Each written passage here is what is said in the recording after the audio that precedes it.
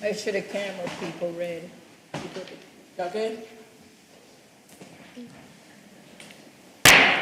Welcome to the City of Douglas Mayor's Youth Council meeting. This will serve as our regular meeting for the month of April 18, 2023. We will now have invocations and motivations by Ms. Juanetta Bowden.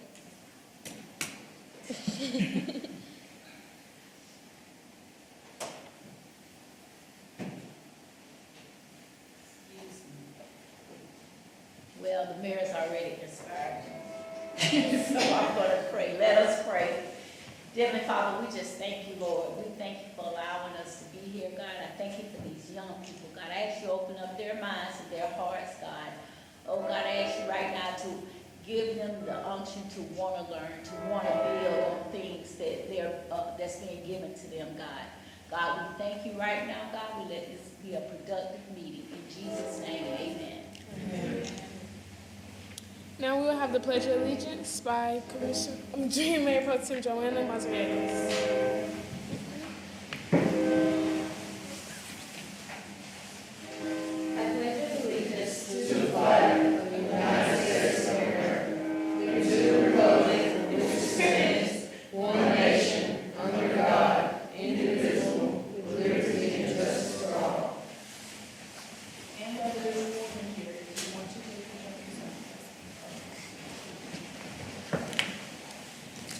Now we will have the approval of the order of the agenda. May I have a motion for the approval? I, Joanna Mazariegos, first this motion. I second this motion. All in favor? All opposed? Motion carried. Now we will have the City of Douglas Budget Management by Mr. Tommy Harrell. How are y'all doing this afternoon? Good. Good. I'm all in these out too. I'm sorry, I probably should have done that before. Whenever y'all are starting to go somewhere and you don't know how to get there, what do y'all do to figure out how to get from where you are to where you want to go? Google. MapQuest or whatever on your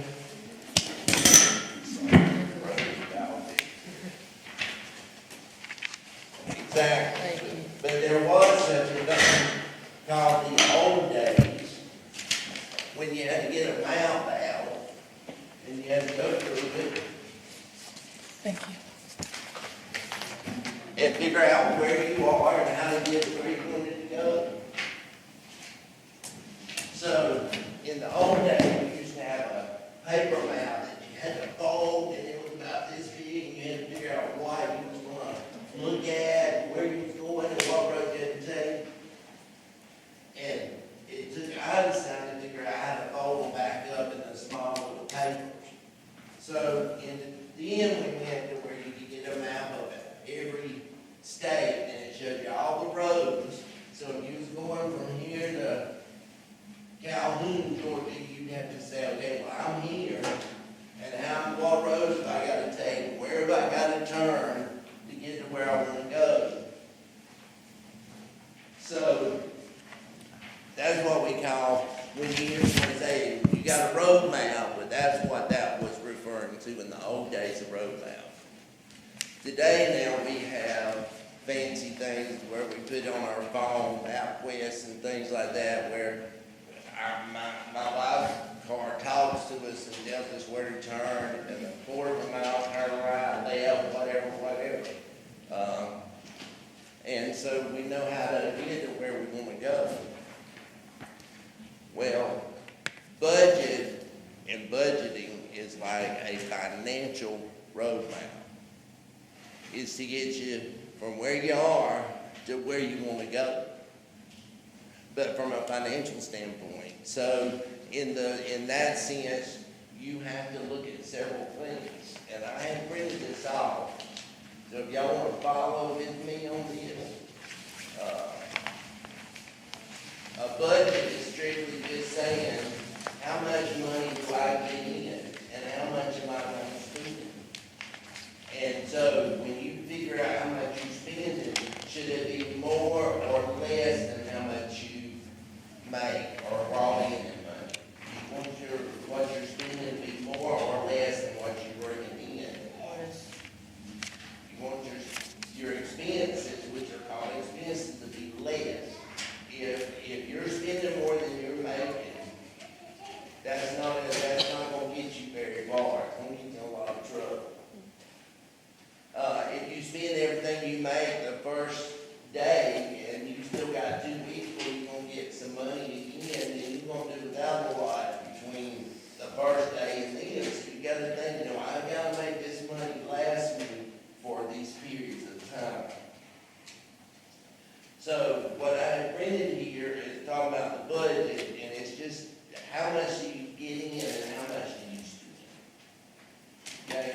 So what it helps you to do is decide what you spend your money on and how you can do differently and to try to increase, because all of us needs to have some money put back for rainy days. Who's ever had a flat tire? Who's ever had to repair a tire or buy another tire? Or things you didn't plan on, wasn't in your budget to do, but all of a sudden you now gotta cover that.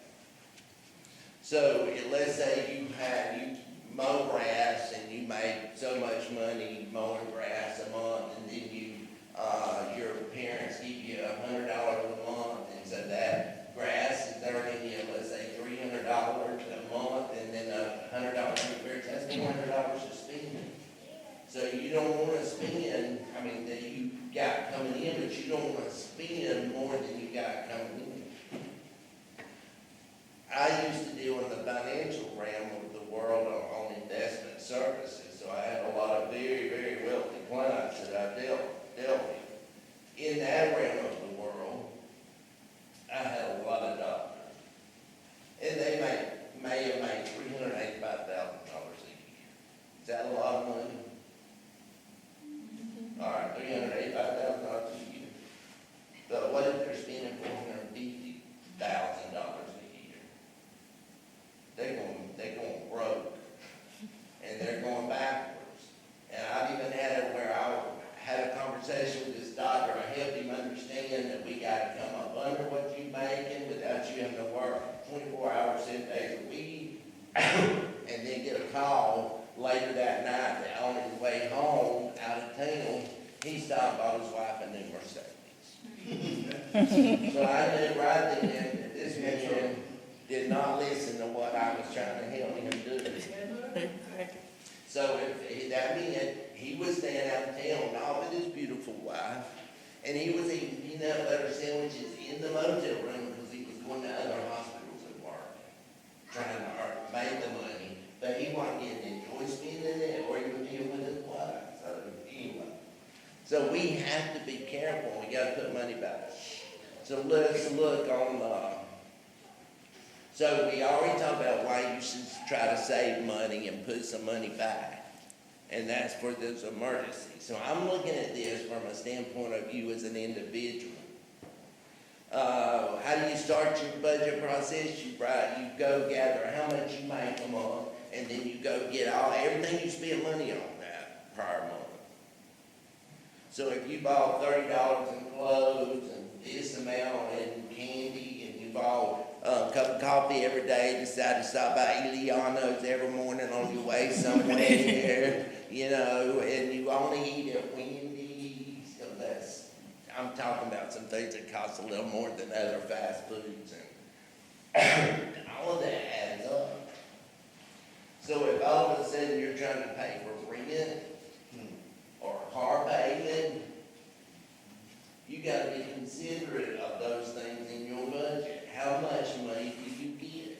So if your expenses is more than your revenue, the money you get, what are your options to fix that, to get it back in line? What do? You either gotta increase the money you bringing in, or you gotta lower some of the money you spend. So if you had budget this month, I'm gonna spend $50 on clothes, and you say, okay, well, this month I need to not buy clothes this month. I need to put that $50 back, or I want to do something different with it. Well, then you got to trust that in your budget.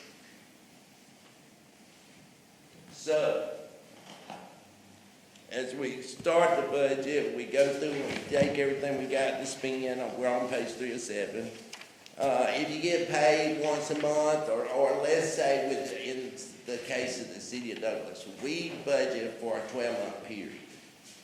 You have two things. You have what's called an actual calendar year that runs from January 1 to December 31st.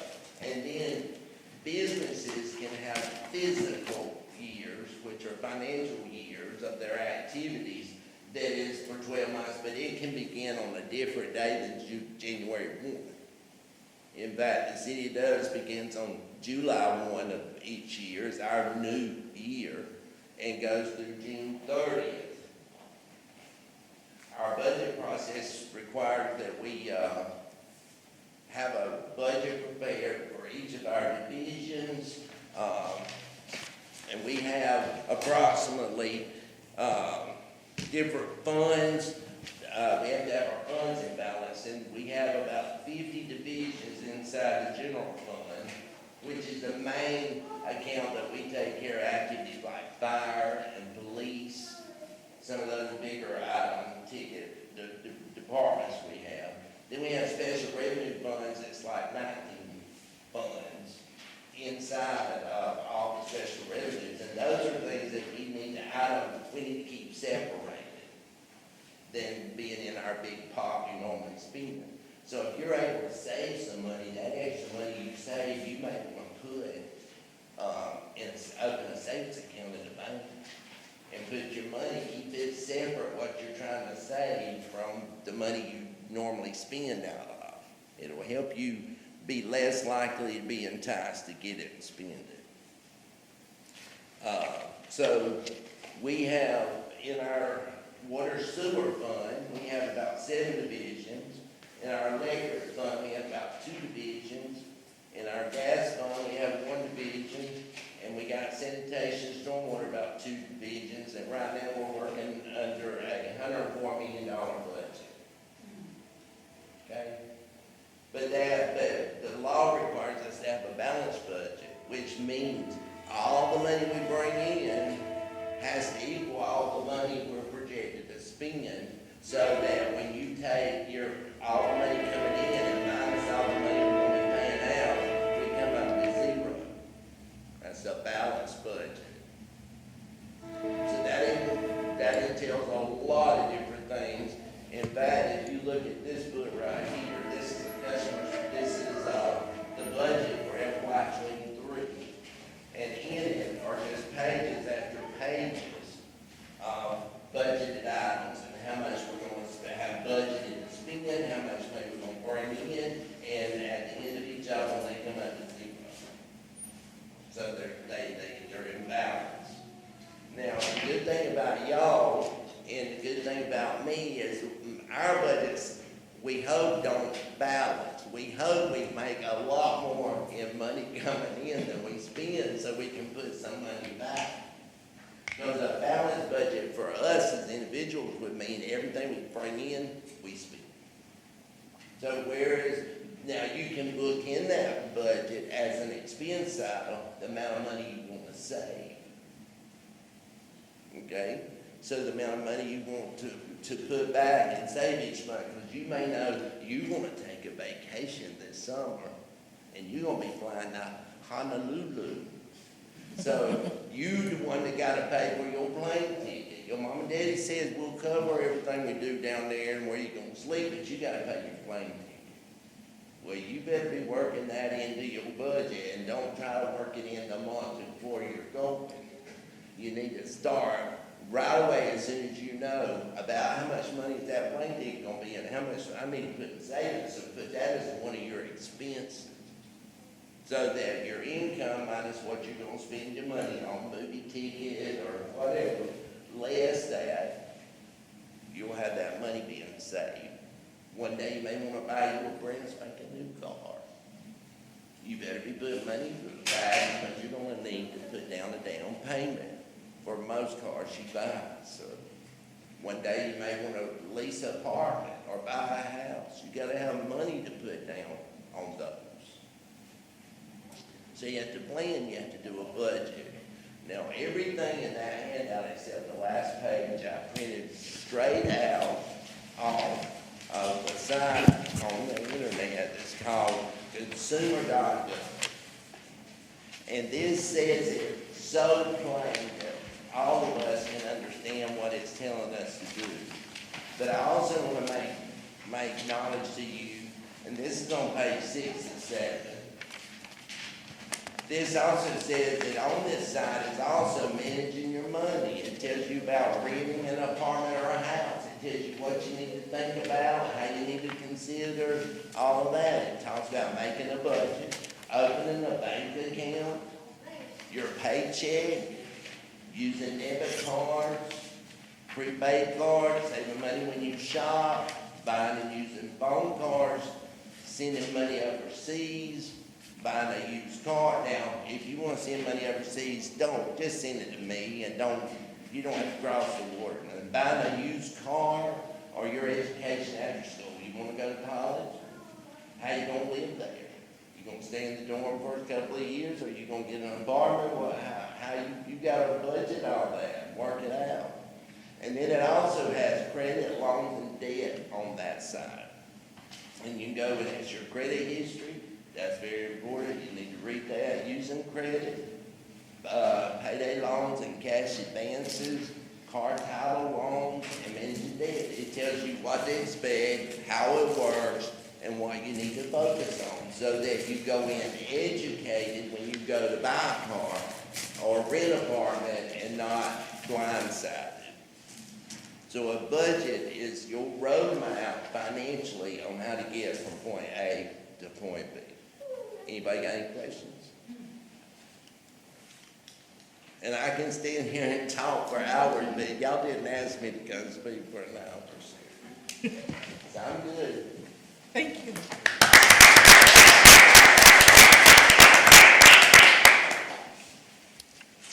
Now we will have the Keep Douglas Beautiful report by Mr. Nietzsche Williams.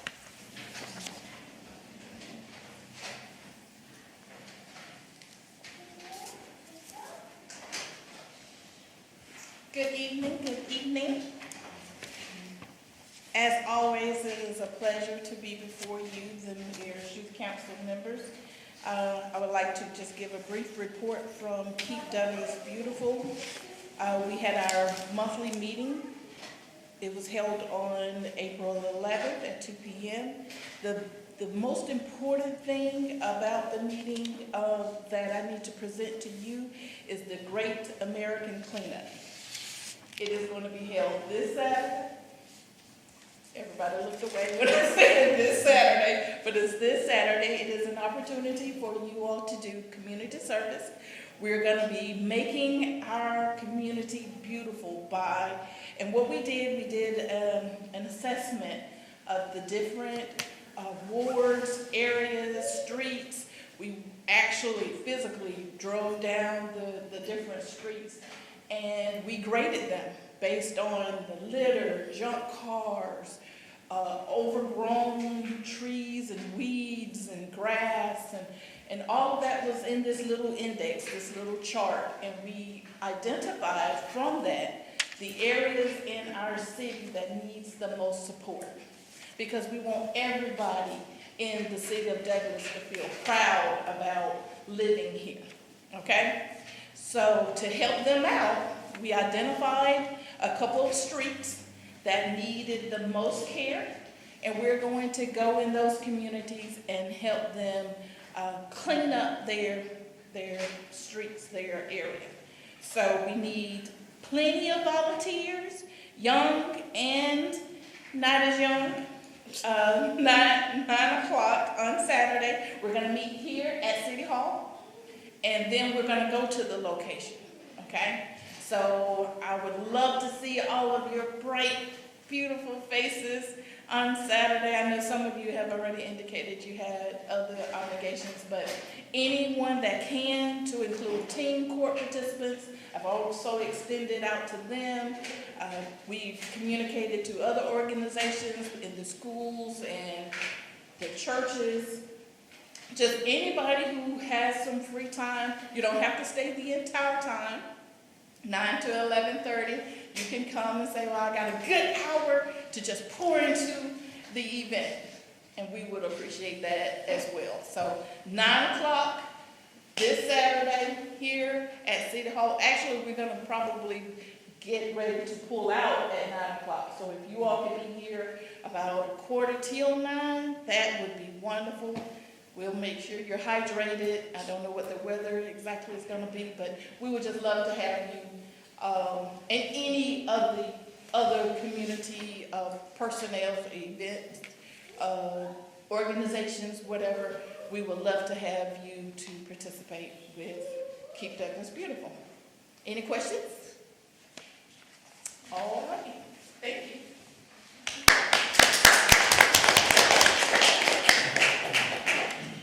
We will now have the recognition of the Marriage Youth Council Spotlight. The City of Douglas Marriage Youth Council acknowledges Jeremiah Bazell, given its 18th day of April 2023 by the Marriage Youth Council. The City of Douglas Marriage Youth Council recognizes you for your outstanding contributions toward the excelling of the Marriage Youth Council teen court programs. We honor you for your participation as a GWFC Scholar Athlete for basketball and track with all A's. We also appreciate your service as a bailiff for teen court and AIM member with over 100 community service hours. We wish you well in your future endeavors.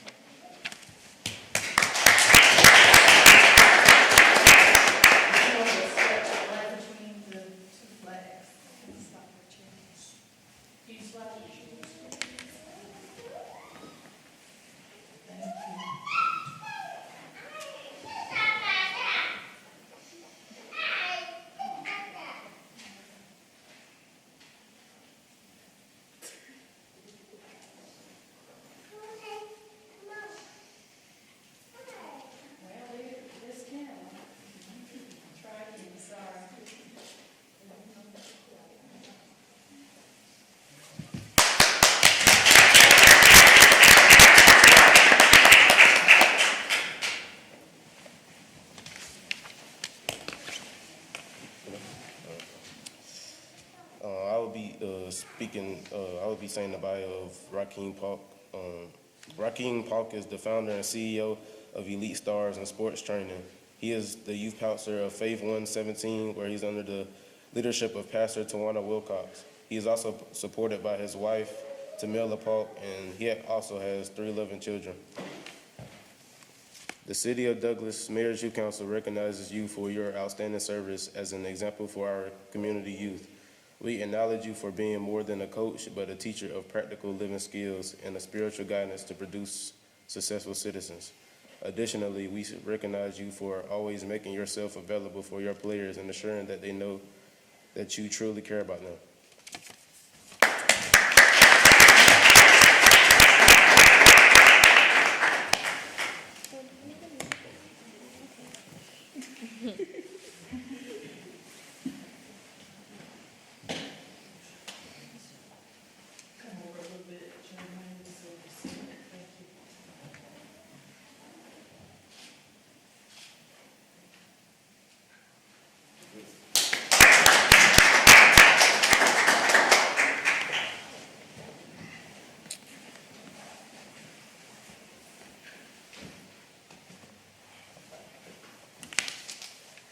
We will have Dr. Sandra Gibbs with our skincare information.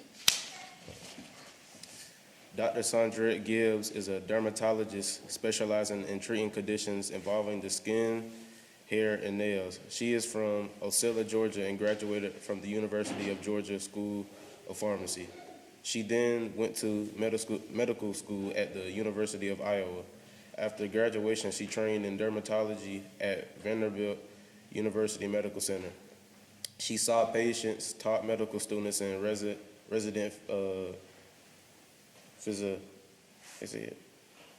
physicians at Vanderbilt Medical School and Meharry Medical College. After retiring from practice, she moved to Douglas, Georgia, where she is involved with my church, Greater Destiny International Ministries, in the community.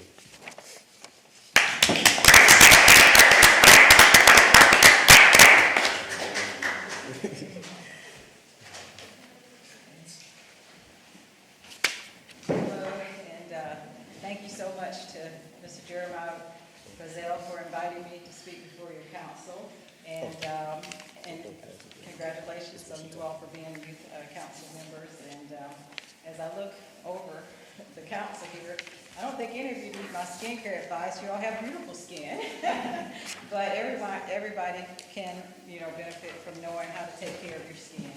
And basically, growing up, I didn't know what a dermatologist did. I didn't know what a dermatologist was. I grew up in Ocilla, Georgia, and we had one doctor, a family practice doctor, that took care of everybody. And it wasn't until much later that I understood what a dermatologist does. But so I want this to be interactive, so if you have any questions, feel free to just, ask me, and we'll stop and we can discuss it. Okay, so basically, do you know what's the largest organ in the body? The skin? Yes, the skin. It is. The skin is the largest organ in the body, and it's very important, very vital. And, most people think of, the heart, the lungs, and those are very important too, but the skin actually has multiple functions. It's a living, breathing organ, and it provides, like I say, several functions. It covers our internal organs, and it also prevents the loss of body heat. And it also lets us know how the rest of the body's doing. So when you touch the skin, if it's hot, then you know that person probably has a fever.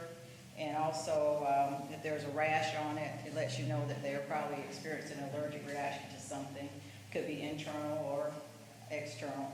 And also, the skin develops acne in response to hormones and other things. And also, there's hair loss. So in dermatology, I take care of the hair, the skin, and the nails. Hair, there's too much hair here, not enough hair there, whatever. And the nails, discolor the skin also. Do you know what part of the skin has no hair follicles? There are two areas on the skin that has no hair follicles. Because the skin, I brought a drawing. Well, this is a model of the skin. And so this is the top of the skin.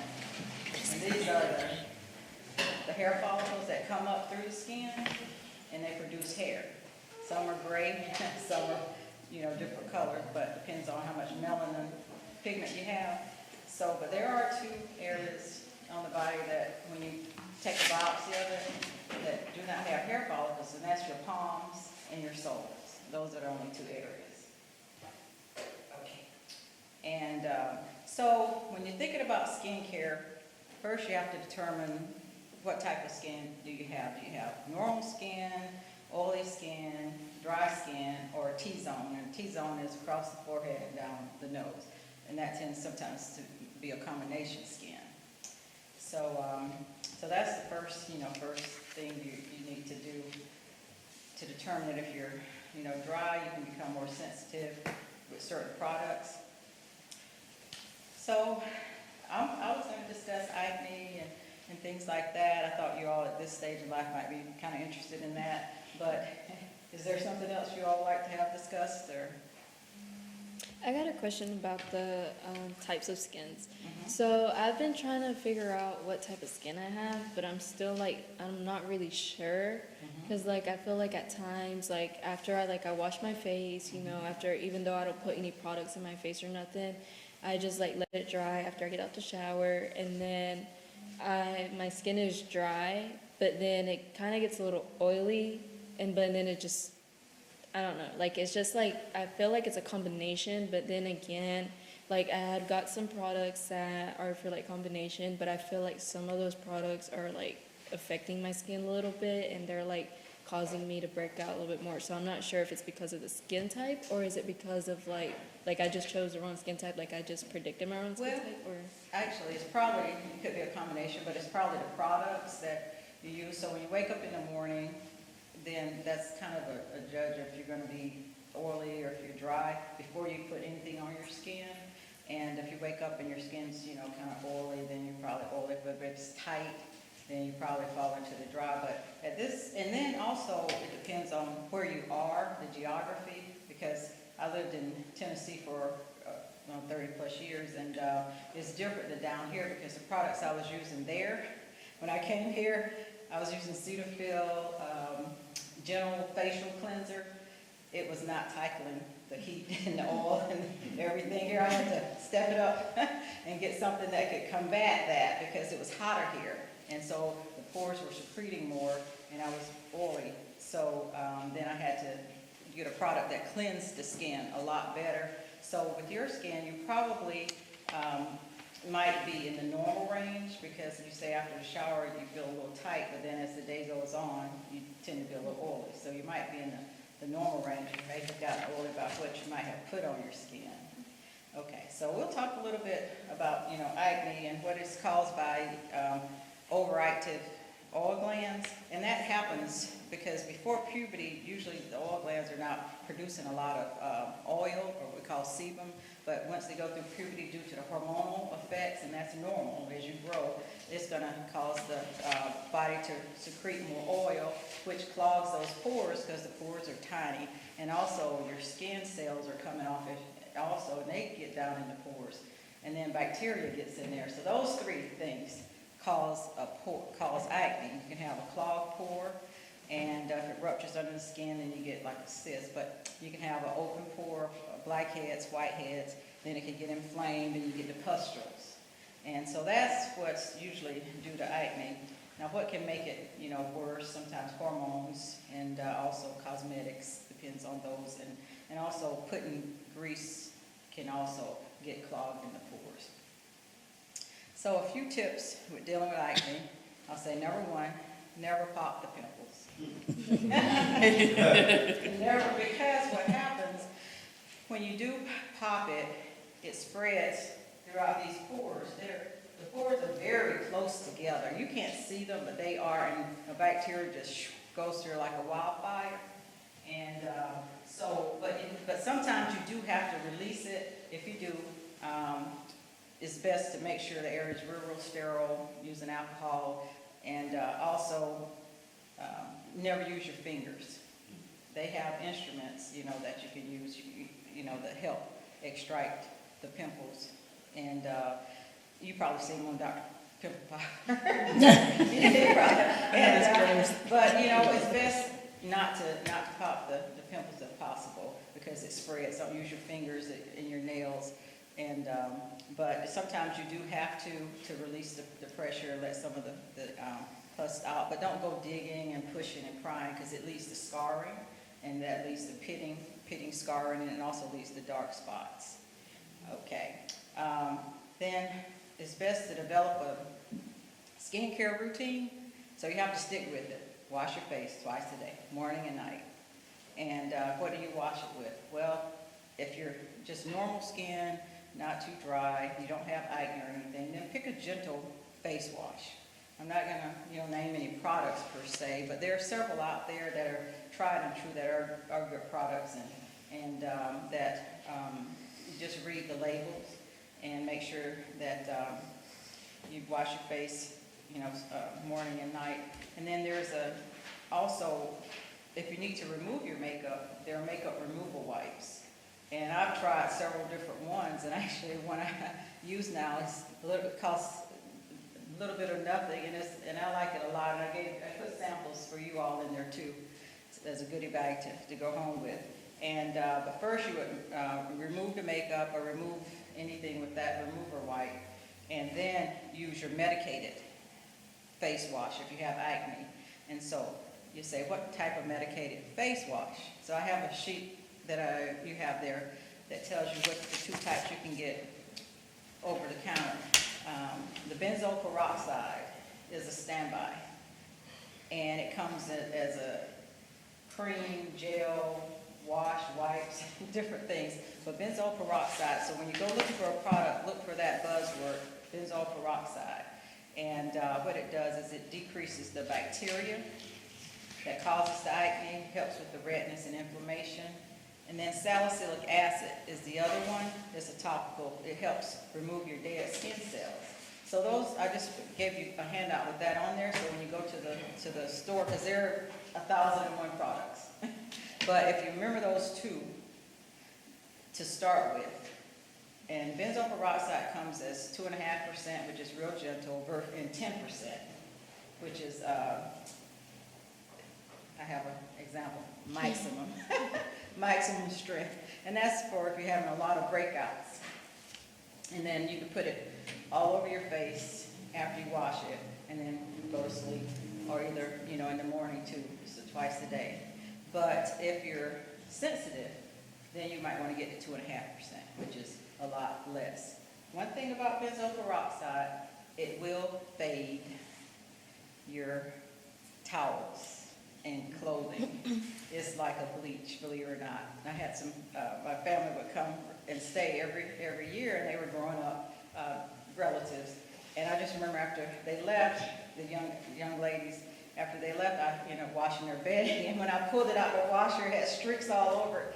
I was like, oh no, I forgot they're on their acne medicine, the benzoyl peroxide, bleached out all the pillowcases. But anyway, so just be careful. And I used to always tell my patients, if you're on the benzoyl peroxide, make sure you use white pillowcases or whatever, because it does fade, lightens your clothing up. But it's a great product, and the salicylic acid too helps. So some people, that's all they need just to keep the acne at bay. So then there's this other one that's out there for treatment called adapalene. It's a retinoid. It's different. I have that on your sheet also. That's number 3. It was a prescription for a long time, and now you can actually buy it over the counter. It helps remove the dead skin cells, and that might help also. Any questions? I have something. Uh-huh. Okay, so like me personally, I'm all about using natural kind of things. Mm-hmm. So would you say like, okay, so 2 days ago, I tried using witch hazel and aloe vera. Would you say those are good things to use? Because I want to know before it just starts tearing you up. Yeah, witch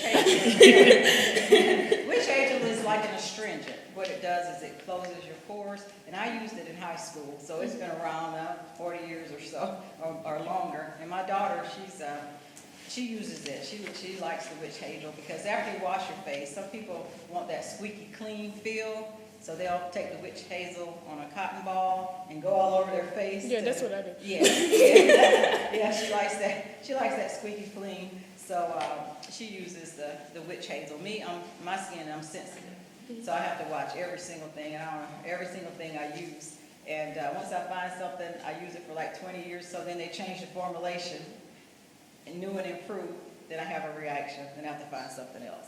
So, but yes, witch hazel is very good. It's an astringent. Okay, and aloe vera too? Because like Yeah. I got a tree, so like I went and cut up the aloe vera and like took all the gooey stuff and just put it on my face. So like, Yeah, aloe vera is a soothing type gel, and you can buy it, from the plant. Let's say if you have a burn, you can put the aloe vera on. It's more of a soothing type. Now, it probably won't treat the acne, but it will help with the redness and inflammation. So it's more of a soothing product. Okay, any other questions? Okay. So when do you go? Oh, and also, for people that get confused and don't know, or not really into researching products and figuring out this one and that one and the other, there are kits that have step 1, step 2, step 3. And so those are helpful for a lot of people to just, make sure they're not, too strong and too irritating. So prescription options are, when should you see a dermatologist? If your acne is getting worse, it's not being controlled by over-the-counter products, then you might need to step it up a level.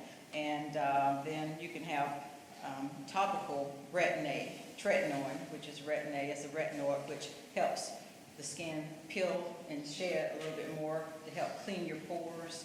And then there's also oral antibiotics to stop the inflammation and the breakouts. And topical antibiotics, and you can have the topical antibiotics that you roll on the skin in combination with the retinoids or benzoyl peroxide or clindamycin, whatever, erythromycin, tetracyclines. And then also there's hormonal therapy that has been used, like birth control pills with the estrogen and progesterone to try to combat that. And then also for really severe acne, there's isotretinoin, which is the Accutane. That was the first brand name. Now, also, the one that I haven't mentioned, that was supposed to be, it was hydroquinone, which is, you can get it over the counter. That's your fade creams to help lighten the dark spots, because after a person heals from the acne or whatever caused the problem, people of color will be left with a dark patch. And even though the acne is gone and no longer active, they still have this discoloration and it looks sometimes as worse as the acne. So then you supplement your treatment with an over-the-counter hydroquinone. It's like Ambi, Porcelana, Ultra Bleaching Glow. You've seen those all that will help with that. And then if it's not, you can only get up to 2%, but prescription-wise, you can get a 4%, and it works twice as fast. But if you don't want to see a dermatologist and you want to work by, do it yourself, then you can get the over-the-counter one. So instead of working in, 4 to 6 weeks, it might take a little bit longer, but it will work because it's the same product.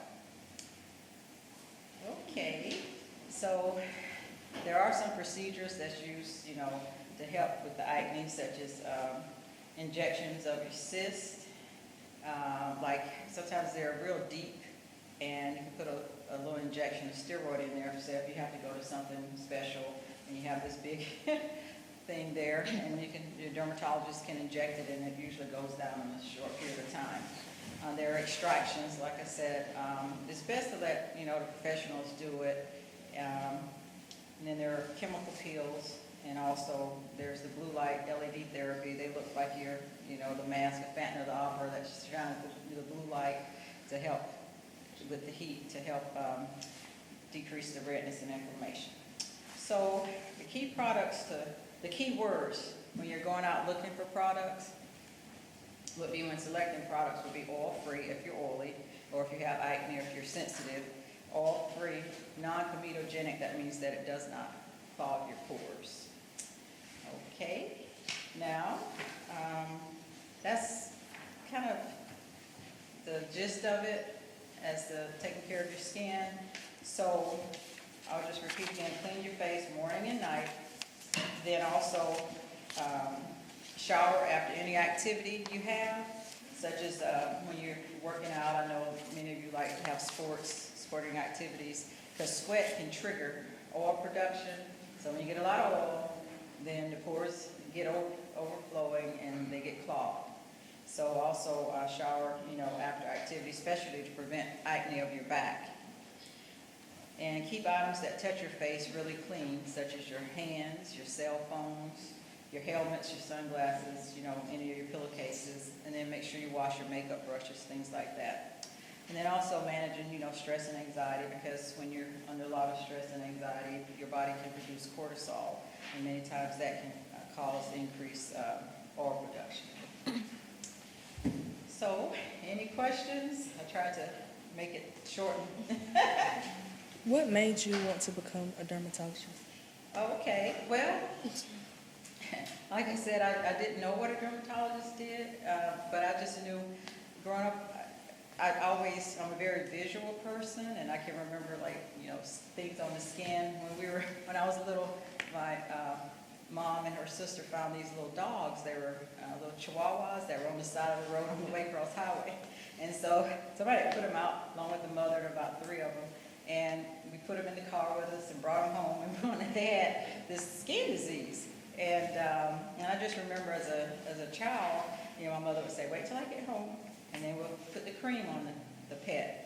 But I wouldn't. When I got home from school on the bus, I would play with the puppy, and then when she came home, we'd put cream on it. Well, and later, as I thought back on that, I enjoyed, looking at the skin and treating the skin of that little puppy. He actually had mange, and I'm surprised I didn't develop it, and all my hair fall out because I had the puppy all over me. I was small. I was probably 7 or 8.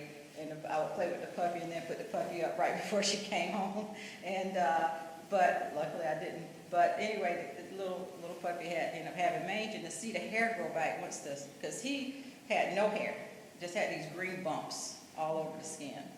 And then, but with treatment, I just remember how the hair came back, and we were able to see what color, the puppy it was. And so I think I look back on that, and I look back as I would notice just skin conditions on people. I would see them in different places, but I didn't know what it was called, what that field was, and I didn't know you could really do it, but I just knew I always had an interest in it in skincare. But when I was in medical school, I went to University School of Pharmacy first, and it was a great career. I thought it would be, it's a great profession. But when I started doing my internship hours working with the pharmacy, in the pharmacy. I realized I liked it, but I wanted to be more involved in the care of the patient. I wanted to do more diagnosis and treatment and more prevention. And so the day after I finished pharmacy school, within a week, I started medical school. And so going through medical school, you're exposed to a lot of the disciplines of medicine. You do rotations, and so you spend 6 to 8 weeks in surgery, pediatrics, internal medicine. And it wasn't until my last year in medical school we started to do the minors. And the minors you were given a few weeks in, such as urology, anesthesiology, radiology. And when I went to do my dermatology rotation there, I saw these pictures of all these skin conditions. And we had put us in this dark room and just show pictures. And for part of, for the first in the morning, then we went and actually saw real live patients in the clinic. And I was just amazed. And I loved it. And a lot of my classmates were like, oh, that's so gross. Oh, I can't wait to get out of here. But I wanted more and more and more. And I knew then that that's what I wanted to do. So hopefully some of you might become budding dermatologists. But that's how I ended up doing dermatology and practicing for about almost 20-something years. So, any other questions? I have a question for us that are a little past puberty. Yes. And acne somehow decided to come back. Yes.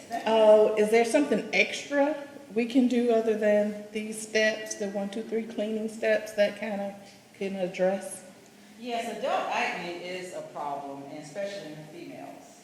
And a lot of it is due to the cyclic hormonal changes, due to health conditions, and so yes, there is something different. I know I was speaking to a younger audience, so I didn't really delve into that as much, but the prescriptions medication is what would probably be needed if you're doing the cleaning, if you're doing the using your topicals that you can get prescription wise, then stepping it up a level to different products like Retin-A.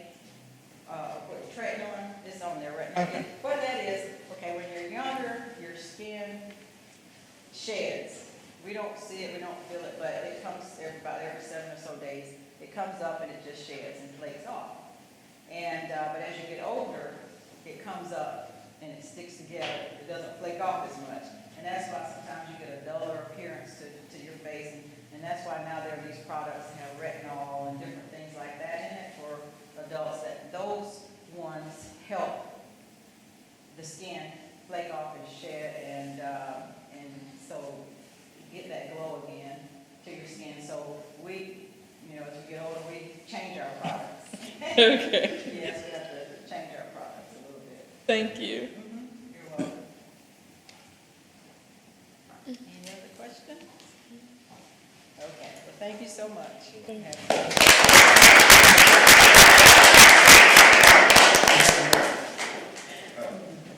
For a second, if it's okay? It's fine.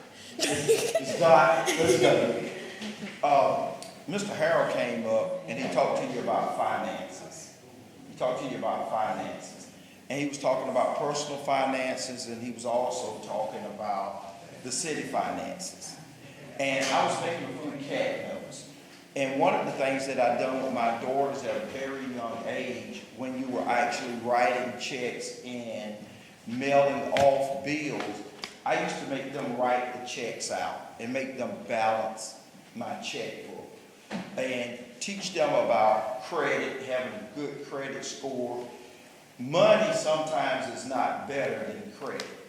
And a lot of people sometimes have a hard problem when somebody says that. You may have $20,000 in the bank, but you may be able to go borrow $200,000.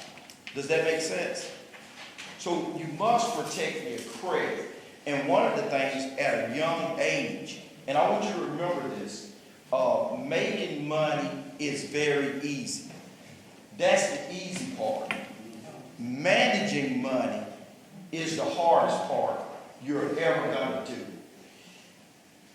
And one of y'all have an advantage because you have this device called a cell phone. You get to Google everything.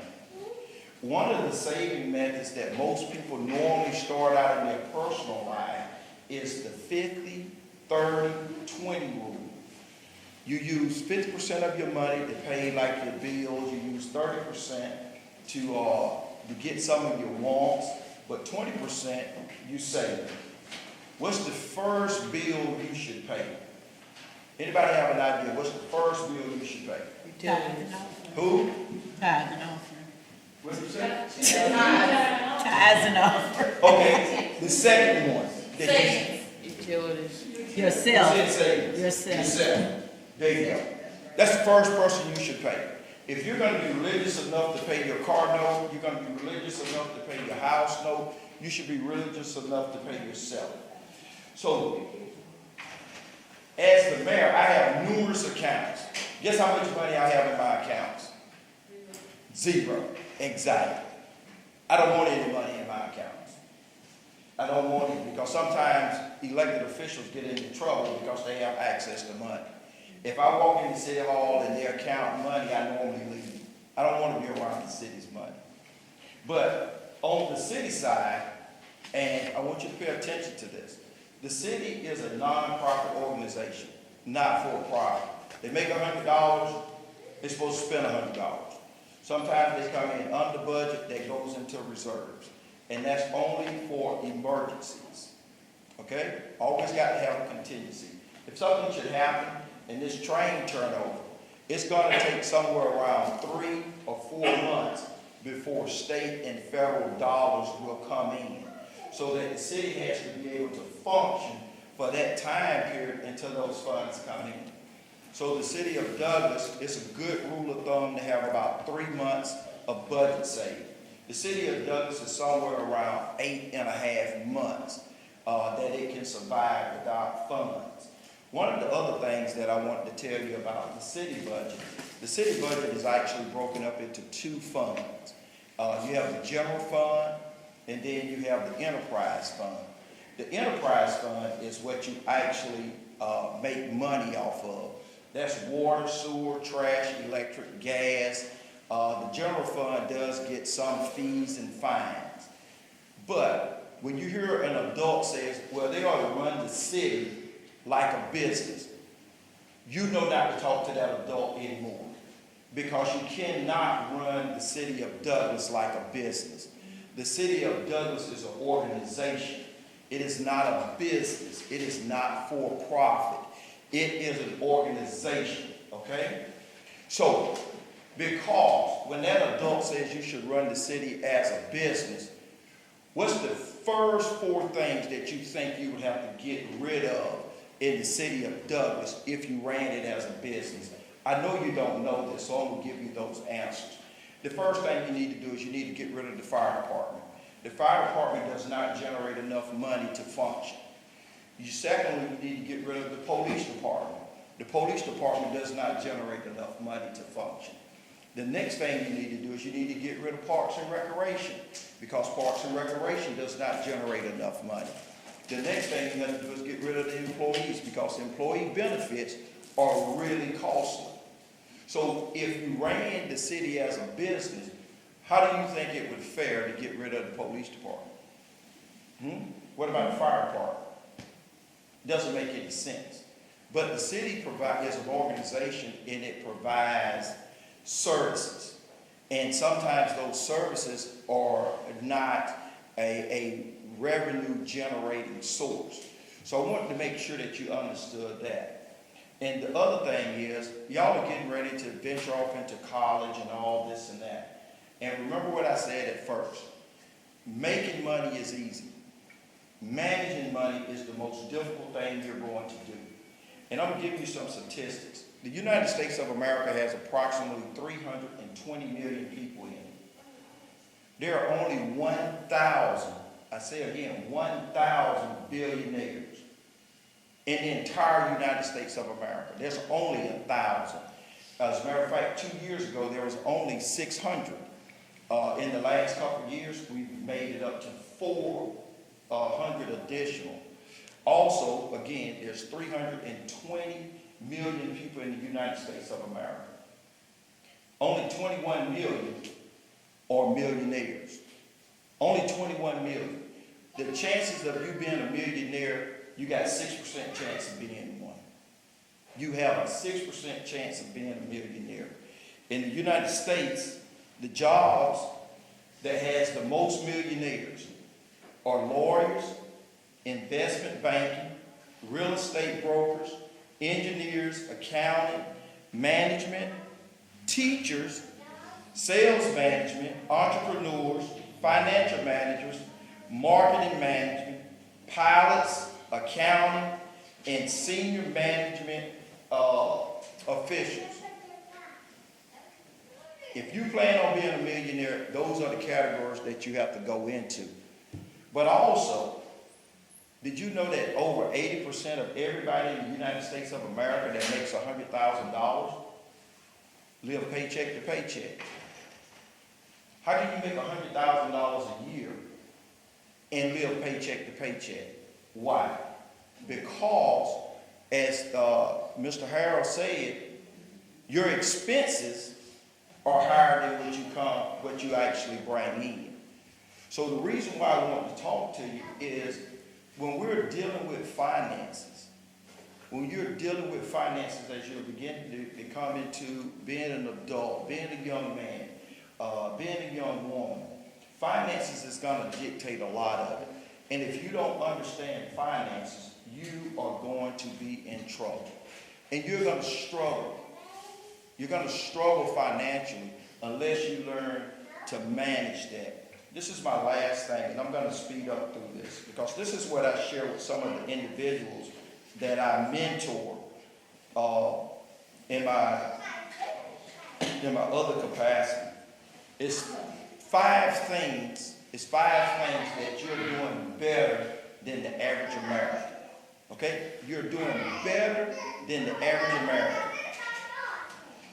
If in your savings account you have $4,500, just $4,500 in your savings account. The average American savings account is somewhere around $2,600. That's all, about $2,600. That is the average American savings account. The next thing, if you have more than $30,000 in your 401k plan, between the ages of 50 and 60, the average for a 401k plan is somewhere around $80,000. Number three, if you have an emergency, can you put your hands on $2,000? 80% of all adults in the United States of America cannot have an emergency and put their hands on $2,000. $2,000. The next thing is, if your credit card debt is less than $6,500, the average American runs somewhere around $8,300 in credit card debt monthly.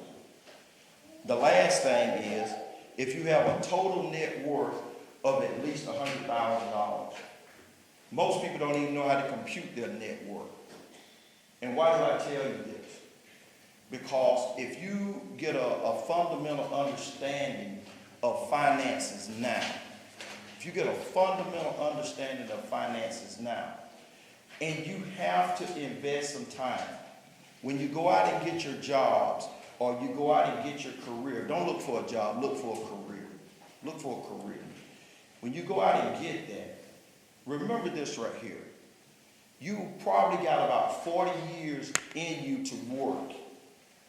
So if you go to work at 18, somewhere around 58, you're going to be looking towards retirement.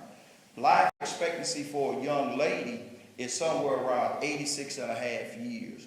The guys run around 81. So you got to make enough money in those 40 years to live for another 26 years or plus. And if you don't make enough money to live during that time, you may struggle in your senior years. Does that make sense? And the reason why I wanted to speak to you is that so many times people miss the boat on finances. And finances, you cannot, oh, I'm going to get my hair done. Oh, how much does it cost? Oh, it costs $300. Oh, I'm going to buy these shoes. These shoes cost $400. You have to learn to manage your money. If you don't manage your money, you get in trouble. The same thing I do at my house, I do at the city of Douglas. And because I recognize that if you're not managing your money, you're going to be in trouble. And what the finance director brought to you was a lot of wisdom. And so many times when we present information to our youth, you don't put a lot of value on it. And I understand that you're young. There's an old saying that says, the more you learn, the more you earn. And we have to make sure that we understand this. And my last thing is this right here. How many of you have heard is that knowledge is power? You've heard that? Everybody's heard knowledge is power, right? I disagree with that. In a financial sense, that's bad advice. Because this thing here, everybody has knowledge in the palm of their hands, correct? It's the application of that knowledge that makes power. You understand? It's the application of that knowledge. Because if we all have access to this knowledge and only Jeremiah uses it, that's where the power comes in. Does that make sense? All right, good deal. Let me interrupt Madam Mayor. It took a little longer than usual.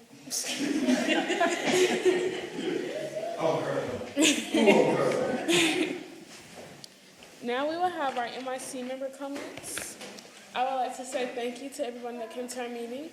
Thank you, Dr. Gibbs, for coming to speak to us. And I would want to read the bottom quote. It says, true leaders always practice the 3 R's: respect of self, respect for others, responsibility for all their actions. And I hope to see y'all at our next meeting on May the 16th, our last one. Well, my name is Joanna Mazaregos, and I would like to thank every single one of you guys for coming out to support us and listening to us and listening to the speakers and giving us knowledge. And then I hope I'm able to apply that knowledge that I learned today out, and just like for myself and also to others, and also just to speak out to others and just be like, hey, like this is what I learned here, and you know, just you need to know this, even though we don't talk about it as much, but it's just something you'll know. And then, you know, maybe drag them to come here to our meetings and be like, hey, you know, this is what we're learning here. You maybe want to come, you know. But I'm Destiny Henderson. I really don't have much to say, but thank you all for coming out, and thank you for the tips on finance and skincare. I want to thank all the speakers for coming out to speak to us, and I also want to thank our guests for coming out to support this council. I would like to thank everyone for coming out today. I would like to thank Dr. Sandrette for speaking about skincare. I would also like to thank Mr. Tommy for talking about budget management. I also encourage everyone to come out to our next meeting on May 16th. And thank you everyone for coming out. Thank you, Ms. Juanetta, for your prayer over us. And Mr. Harold, he isn't in here, but I would like to thank him for telling us about budgeting, because I'm getting older every day, and sooner than I think I'm going to be having to deal with finance. So that was helpful. And also thank you, Dr. Gibbs, for your skincare tips and advice. Good afternoon, everyone. My name is Brody Grantham. I would like to personally thank you for attending our meeting. I would like to ask you to come to our next meeting on May 16th. Thank you. There being no further business to come before the Mayor's Youth Council meeting, may I have a motion to adjourn? I, Joanna Mazaregos, first this motion. I second this motion. It's been motioned and second. All in favor? Aye. All opposed? Motion carried. No.